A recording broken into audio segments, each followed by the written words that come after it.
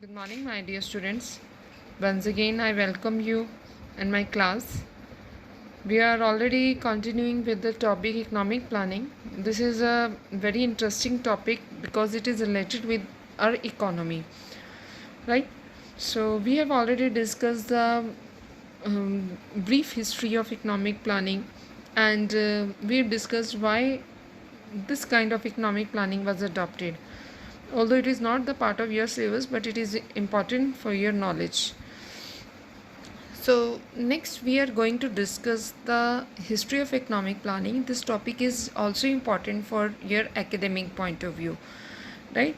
So the constitution came into force on 26 January 1950 and subsequently planning commission was set up on 15 March 1950. We have already discussed this.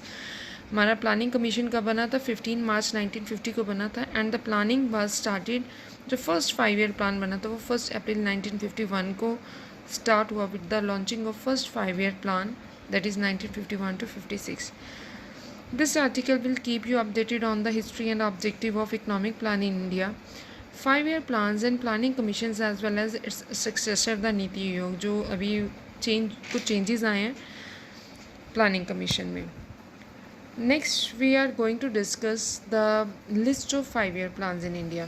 First 5-year plan was formed for the period 1951 to 56. The main assessment was the target and objectives more or less achieved. With an active role of the state in all the economic sector, 5 Indian institutes of technology were started as major technical institution. इस planning के first 5-year plan के as a resultantly 5 Indian Institute of Technology IITs जिसको हम बोलते हैं उसकी establishment हुई. जो हमारा फर्स्ट 5-year प्लान था इसका ऑब्जेक्टिव क्या था? Rehabilitation of refugees, rapid agriculture development to achieve food self sufficiency in the shortest possible time and control of inflation. क्योंकि हमारे जो कुछ थे इंडियंस जो कह लो कि लोग थे पाकिस्तान से इंडिया में आके रहने लग गए थे और इंडिया से पाकिस्तान में ट्रांसफ़र हुए थे.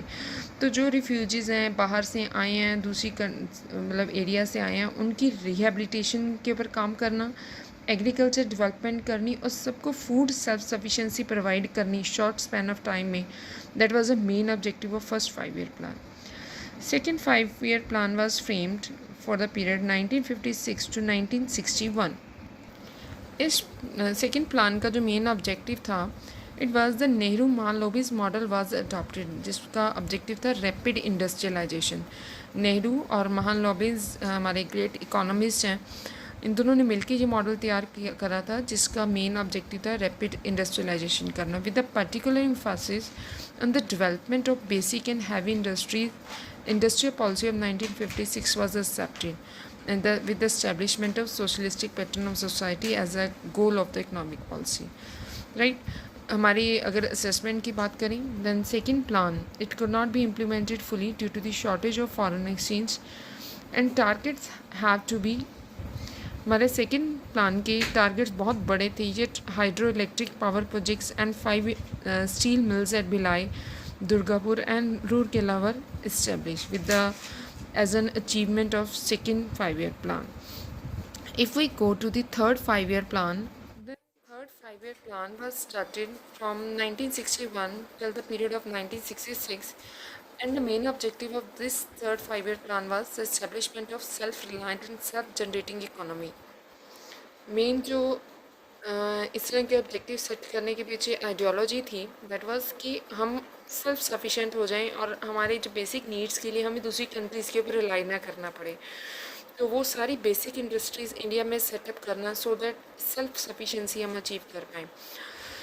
जो अगर हम असेसमेंट की बात करें failures wars and droughts yet panchayat elections were started and the state electricity boards and state secondary education boards were formed. तो ये सारी हमारी अचीवमेंट्स रही हैं. In spite of many failures कुछ सूखे भी पड़े इस टेन्योर में बट पंचायती इलेक्शंस स्टार्ट हो गए और स्टेट इलेक्ट्रिसिटी बोर्ड बने और स्टेट सेकेंडरी एजुकेशन बोर्ड्स बने इस टेन्योर में. इसके बाद अगर हम बात करें तो हमारा एक एनुअल प्लान बना था 1966 से लेकर 1969 में. इसका मेन ऑब्जेक्टिव था that the crisis in agriculture and serious food shortage required attention, तो उसके लिए हमें काम करने की ज़रूरत है. So a new agriculture strategy was implemented. It involve the distribution of high yielding variety of seeds, extensive use of fertilizers, exploitation of irrigation and potential and soil conservation measures. Right. Next जो हमारा 4th 5 year plan बना, इसकी duration थी 1969 से लेकर 1974. इसके main objective थे growth with stability, हमें ग्रो करना है और स्टेबिलिटी भी लेनी है. ऐसा नहीं कि हमारी इकॉनमी एक साल में हम बहुत ज़्यादा ग्रो कर रहे हैं, नेक्स्ट ईयर में हम इकॉनमी डाउन जा रही है. And progressive achievement of self reliance, कि हम इतनी अपने आप को सेल्फ सफिशिएंट बना लें. और गरीबी हटाओ टारगेट, तो गवर्नमेंट का आंदोलन था 4th 5 ईयर प्लान में, गरीबी हटाओ आंदोलन, और उसमें टारगेट रखा गया था कि कम से कम 5.5% तक हमने अपनी जो पावर्टी रेट है उसको रिड्यूस करना. It was very ambitious plan, big failures भी हुए.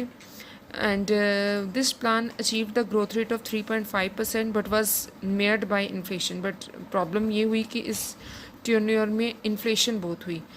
Indira Gandhi government nationalised 14 major Indian banks and the green revolution India advanced agriculture. That was the achievement of this plan. Government ने 14 बैंक्स को nationalise कर लिया और इस टेन्योर में इंडिया ने फर्स्ट ग्रीन रेवोल्यूशन को फेस करा. जो 5th 5 ईयर प्लान हमारा बना था, उसकी टेन्योर थी 1974 से लेकर 1979 तक. इसका मेन ऑब्जेक्टिव था removal of poverty and attainment of self reliance. देखिए, ये जो इनिशियल ईयर्स थे, गवर्नमेंट हर प्लान में पावर्टी को रिमूव करना, सेल्फ रिलायंस अचीव करना, ये गवर्नमेंट के मेन ऑब्जेक्टिव्स रहे हैं. इस प्रोग्राम की अगर हम बात करें अचीवमेंट्स की, then there was high inflation, महंगाई बहुत बड़ी थी इस टेन्योर में. एंड इसका रिज़ल्ट ये हुआ कि जो कांग्रेस गवर्नमेंट थी वो टूट गई एंड जनता गवर्नमेंट की जो सरकार है वो इंडियन कह लो कि कॉन्स्टिट्यूशन में आई. And yet the Indian national highway system was introduced for the first time during this tenure. 6th 5 year plan बना था 1980 से 85 में. देखो, हर प्लान की कुछ अचीवमेंट्स हैं, हर प्लान के कुछ फेलियर्स हैं, तो हम दोनों चीज़ें डिस्कस कर रहे हैं. अगर हम 6th 5 ईयर प्लान के टारगेट्स के बारे में बात करें, the target was direct attack on the problem of poverty by creating conditions of an expanding economy, हमारी इकोनॉमी का एक्सपैंड करना. एंड अगर हम इसकी असेसमेंट करें, then most targets were achieve, most of the target achieve हो गई थी. ग्रोथ हमारी 5.5% तक पहुंच गई थी. Family planning was also expanded in order to prevent the over population. इस टेन्योर में पॉपुलेशन हमारी बहुत ज़्यादा बढ़ रही थी, तो फैमिली प्लानिंग के ऊपर भी काम करना शुरू कर दिया गवर्नमेंट ने. 7th 5 ईयर प्लान की अगर हम बात करें तो 1985 से लेकर 1990 तक हमारा 7th 5 ईयर प्लान चला. Its basic emphasis was on policies and programs that would accelerate the growth in food grain production, increase employment opportunities and raise the productivity. And अगर हम assessment की बात करें, with a growth rate of 6%, this plan was proved successful in spite of severe drought condition for the first 3 years consecutively. First 3 years में इस plan में बहुत droughts आए, but again that plan was successful.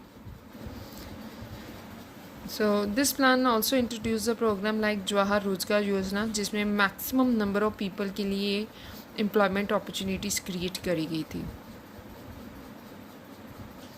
Next अगर हम बात करें, एक एनुअल प्लान बना था 1989 में 1991 तक. गवर्नमेंट में कुछ पॉलिटिकल अनसर्टिनिटीज़ की वजह से प्लान्स में चेंजेस आते रहे हैं. तो 1989 से 1991 तक 3 साल का प्लान था. No plans due to the political uncertainties, because government में कुछ चेंजेस आए थे. अगर हम बात करें, उस टाइम हमारी इंडियन इकोनॉमी में बहुत बेसिक रिफॉर्म्स की ज़रूरत थी और इकोनॉमी हमारी बहुत ज़्यादा लॉसेस में जा रही थी. So it was a beginning of privatisation and liberalisation in India. एक नया इरा आया था, नया ज़माना जैसे बोलते हैं ना, कि इकोनॉमी को प्राइवेटाइज़ करने के ऊपर और लिबरलाइज करने के ऊपर काम करना शुरू कर दिया गवर्नमेंट ने। बिकॉज बिफोर दिस पीरियड हमारी इकोनॉमी जी बहुत रिस्ट्रिक्टेड थी, बहुत सारी लाइसेंसिंग सिस्टम था, एक बिज़नेस शुरू करने के लिए बहुत सारे फॉर्मेलिटीज़ कंप्लीट करनी पड़ती थी। बट 1991 में ये डिसाइड हुआ कि हम अपनी इकोनॉमी को लिबरलाइज करेंगे और प्राइवेट सेक्टर को भी अपॉर्चुनिटीज़ देंगे बिज़नेस में एंटर करने के लिए। सो इन 1992 8th 5-year plan was launch और 1997 तक का ये प्लान था। इस प्लान का जो ऑब्जेक्टिव था that was rapid economic growth, high growth of agriculture and allied sector and the manufacturing sector, growth in exports and import. इन सब चीज़ों के ऊपर काम करना शुरू करा गवर्नमेंट ने कि एक्सपोर्ट्स को भी बढ़ाना है, इम्पोर्ट्स को भी इंक्रीज़ करना है। Improvement in trade was needed and the current account deficit, जो हमारा डेफिसिट चल रहा था बैलेंस ऑफ पेमेंट का, उसको भी करेक्ट करना है। And to undertake an annual average growth of 5.6%, और साथ के साथ एनुअल ग्रोथ रेट हमें 5.6% अचीव करने हैं। तो that plan was partly success, an average annual growth rate of 6.78% was achieved against the target of 5.6%. Ninth 5-year plan was launched in 1997 and it lasted till 2002. इसका objective था quality of life को improve करना, generation of productive employment and regional balances and self reliance, ठीक है, and growth with social justice and equality, सबको equality के rights मिले and growth target fix किया गया 6.5%. अगर इसकी असेसमेंट करें then it achieved a GDP growth rate of 5.4%. Target achieve नहीं हुआ, lower than the target, yet industrial growth rate was 4.5%, which was higher than the target of 3%. The service industry had a growth rate of 7.8% and an average annual growth rate of 6.7% was reached. Right? Next is 10th plan. इस सदी का जो first plan बना था 10th 5-year plan, it started from 2002 to 2007. इसके जो main objective थे to achieve the 8% GDP growth rate and reduce the poverty by 5 points and increase the literacy rate in the country, and it was successful in reducing the poverty ratio by 5%, increasing forest cover to 25%, green area को बढ़ाया गया 25% से, increasing literacy rate to 75% and economic growth of the country was over 8%. तो ये 10th 5-year plan काफ़ी successful plan रहा है हमारी इंडियन इकोनॉमी की हिस्ट्री में. 11th 5-year प्लान जो है हमारा स्टार्ट हुआ फ्रॉम द ईयर 2007 to 2012. इस प्लान के जो मेजर ऑब्जेक्टिव थे that was rapid and inclusive growth करनी है सब सेक्टर्स की को इंक्लूड करके, and empowerment through education and skill development, reduction of general inequality, environmental sustainability. देखो जनरल टॉपिक्स आगे थे हमारे ऑब्जेक्टिव्स में. अब सेल्फ रिलायंस या पॉवर्टी रिडक्शन के ऊपर काम नहीं हो रहा था, किस चीज़ के ऊपर काम हो रहा था कि एजुकेशन को इम्प्रूव करें, स्किल डेवलपमेंट करें, इनइक्वालिटी जेंडर इनइक्वालिटी के ऊपर काम करें कि इनइक्वालिटी ना हो, इन्वायरमेंट को सस्टेन करना, to increase the growth in the agriculture industry and services to 4%, 10% and 9% respectively, and provide clean drinking water for all by 2009. देखो कि हमारी पैनिक पोजीशन कि हमारे सब लोगों के पास, हमारी कंप्लीट पॉपुलेशन के पास ड्रिंकिंग वाटर फैसिलिटी भी नहीं थी, तो गवर्नमेंट ने हमारे 11th 5-year प्लान में भी सेफ ड्रिंकिंग वाटर का जो टारगेट रखा गया.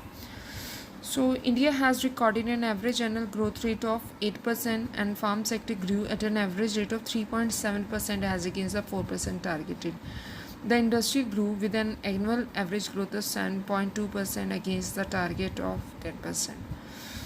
If we talk about the next plan, that is called 12th 5-year plan, then its main objective was faster, sustainable and more inclusive growth, and it proposed a growth target of 8%, raising agriculture output to 4%, manufacturing sector growth to 10%, and the target of adding over 88,000 megawatt of power generation capacity. If we talk about its achievement, then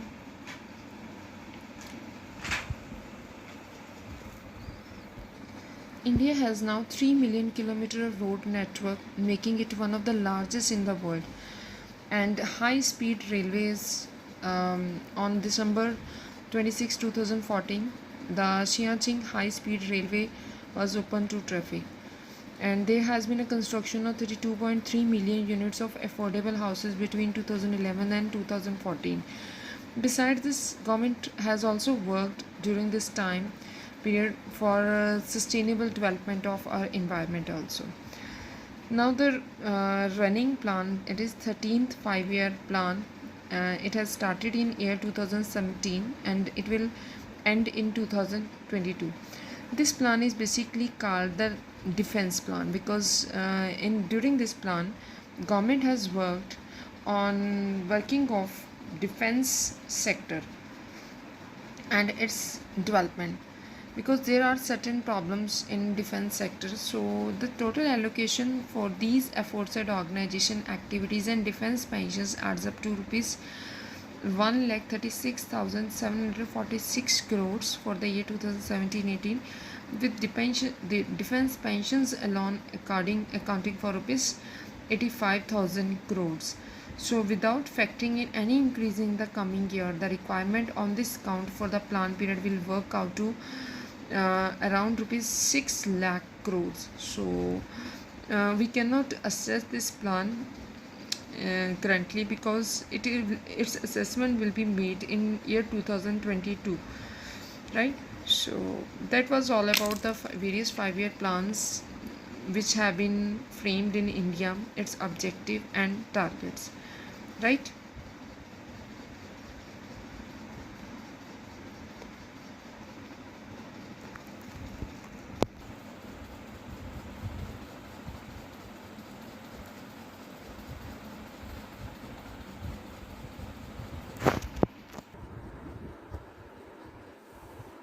हाँ जी, अगर हम snapshot लें then various 5-year plans का, तो first plan में जो हमारा target था ग्रोथ रेट का 2.1% था और जो टारगेट अचीव हुआ that was 3.6%। Second 5-year plan का हमारा टारगेट था ग्रोथ जीडीपी ग्रोथ रेट का 4.5%, but we achieve the growth rate of 4.21%। In third plan हमारा जो टारगेट था इट वाज 5.6%, बट हमारी ग्रोथ रेट हुई 2.72%। तो थर्ड प्लान में काफ़ी हमारे फेलियर्स रहे। सेम वे फोर्थ प्लान में हमारा टारगेट था कि हमारी ग्रोथ रेट हो 5.7%, but target achieved was 2.05%। In fifth plan also target set किया गया था कि हमारी ग्रोथ रेट हो 4.4% एंड हमने टारगेट अचीव करा with the growth rate of 4.83%। Six plan में ऑलमोस्ट हमारे जो टारगेट अचीव हो गया, अब target was 5.2% and target achieved was 5.4%। In seventh plan, the target was 5.0% and achieved rate was 6.02%. In eighth plan, target set was 5.6% and growth rate achieved was 6.68%. Ninth plan, हमारा target थोड़ा सा रह गया, 6.5% का target था and against that actual achievement was 5.5%।